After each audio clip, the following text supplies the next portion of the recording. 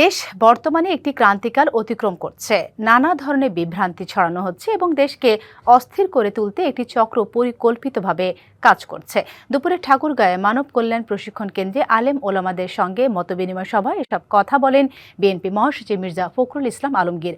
আগামী নির্বাচনকে বানচাল করার চেষ্টা করা হচ্ছে জানিয়ে সবাইকে সতর্ক ও সচেতন থাকার আহ্বান জানান তিনি আর বলেন, নিজেদের মধ্যে বিভেদ সৃষ্টি করে চক্রান্তকারীদের ফাঁদে পা দেওয়া যাবে না।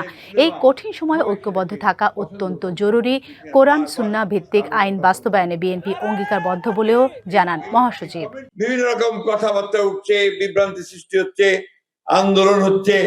আপনার কেন জানি না মনে হয় যে দেশকে অস্থির করে তোলার জন্য আবার কিছু সংখ্যক লোক পেছন থেকে কাজ করছে। আমরা যেন আবার সেই সমস্ত চক্রান্তকারীদের হাতে না পড়ি, যেখানে আমাদের দেশ আবার ক্ষতিগ্রস্ত হবে।